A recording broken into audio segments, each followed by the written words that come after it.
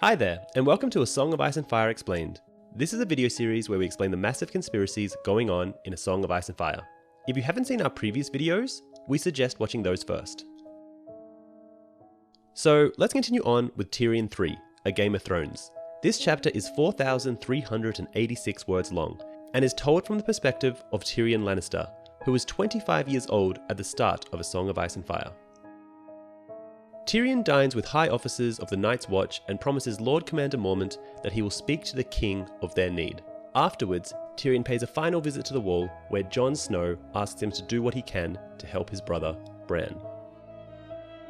Tyrion is dining with the high officers of the Night's Watch on his last night at Castle Black. Commander Mormont proclaims Tyrion a cunning man and asks him if he must leave so soon, saying that the Wall needs men like him.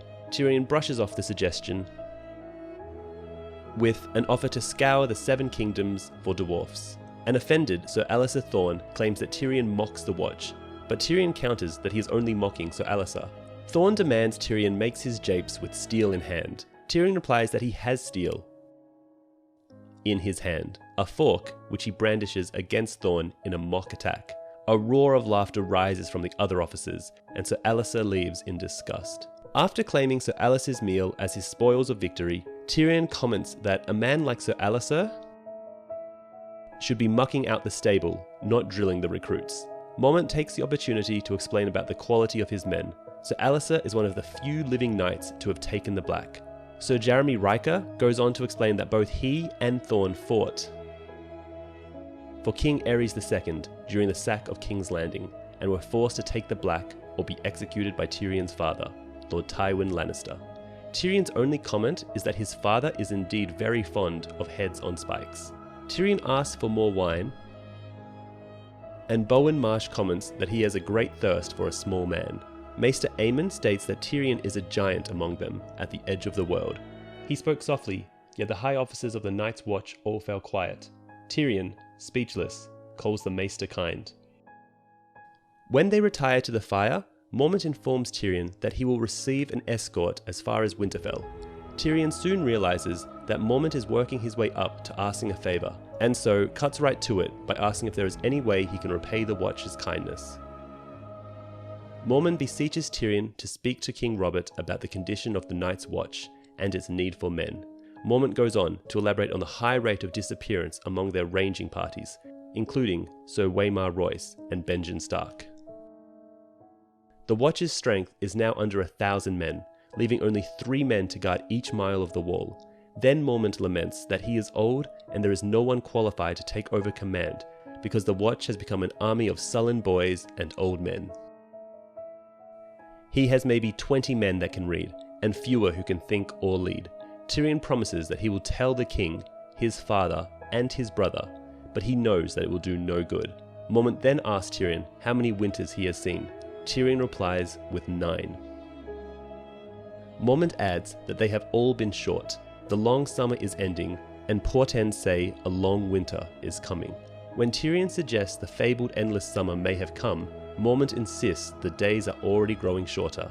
Mormont then confides to Tyrion that the wildlings are massing and moving south, running scared from something worse than just the cold. Tyrion, bored by Mormont's dark words, reiterates his promises and leaves. Outside, it is bitter cold. As he walks the castle ground, Tyrion is taken by a whim to climb the wall one last time. His legs are cramping too much to climb the stairs, so Tyrion takes the winch cage up. At the top, he meets Jon Snow with Ghost. As they walk, Tyrion asks how the recruits are doing under Jon's instruction. Jon tells him that they are getting better. Tyrion offers to carry any messages that Jon might have south to Winterfell, and is rewarded with a torrent of requests. Most of all, Jon wants Tyrion to help his crippled brother Bran. At first, Tyrion states that he has nothing to offer Bran, but Jon insists that words will be enough. When Tyrion agrees, Jon thanks him from the heart and calls him friend. Tyrion, deeply moved by the gesture, quips that while many of his kin are bastards, Jon is the first that he could call a friend, and they shake hands. They both look out over the haunted forest north of the wall. As they watch, Jon says that he has been watching for his uncle Benjen. Tyrion assures Jon that Benjen will return one day. If he doesn't come back, Jon Snow promised, Ghost and I will go find him. He put his hand on the direwolf's head. I believe you, Tyrion said, but what he thought was, and who will go find you? He shivered. And this is where Tyrion 3, A Game of Thrones ends. This chapter teases the idea someone is sending dreams to Mormont. You must make them understand, I tell you, my lord. The darkness is coming.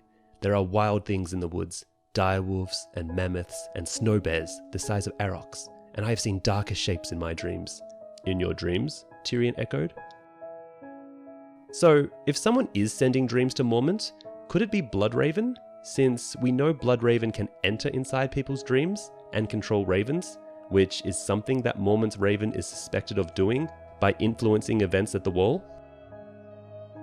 I sent him out with 2 men I deemed as good as any in the watch. More fool, I.